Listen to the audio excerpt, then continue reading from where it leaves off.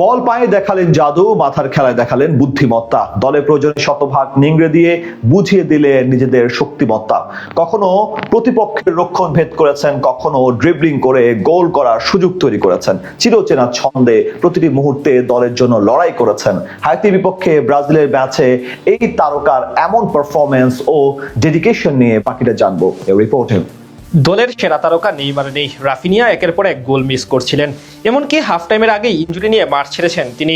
এমন সময় দায়িত্বটা ভিনিসিয়াস জুনিয়রকেই নিতে হতো, আর সেটাই করলেন তিনি। গোল করলেন, করালেন, ম্যাজিক দেখালেন। সব মিলিয়ে ভিনিসিয়াস জুনিয়রময় এক ম্যাচ দেখলো গোটা বিশ্ব। কার্লো আনচেলত্তির পরামর্শে পুরো পাল্টে গেলেন এই রিয়াল মাদ্রিদ ফরওয়ার্ড। প্রথমার্ধের পুরোটা সময় তার ম্যাজিক দেখলো গোটা ফুটবল বিশ্ব। এবারের বিশ্বকাপে ব্রাজিলের জন্য সবচেয়ে বড় তারকা ভিনিসিয়াস জুনিয়র। তার উপরেই অনেকাংশ নির্ভর করতে হবে ব্রাজিলকে, সেটা বেশ ভালো করেই জানেন ভিনিসিয়াস জুনিয়র।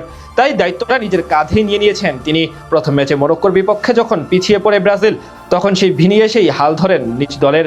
এবার হাইতির বিপক্ষে মহা গুরুত্বপূর্ণ ম্যাচে দেখালেন নিজের বাম পায়ের ম্যাজিক। নিজে যেমন গোল করেছেন, তেমনই গোল করিয়েছেন সতীর্থদের দিয়ে।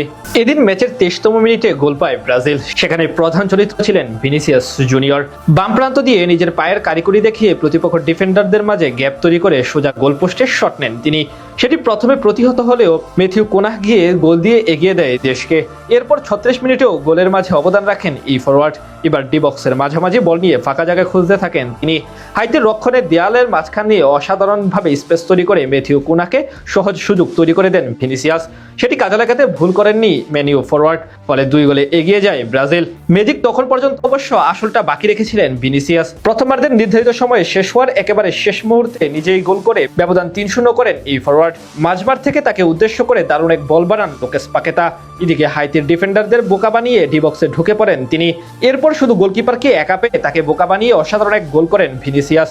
এমন পুরো ম্যাচে চলে ভিনিসিয়াস শো। ড্রিবলিং, বুদ্ধিমত্তা এবং গোল মেকিং সব দিক থেকে তিনি আজ পুরো মাঠে বিচরণ করেন। বলা চলে একমাত্র ভিনিসিয়াস জুনিয়রের পারফরমেন্সের উপর ভর করে আজ জয়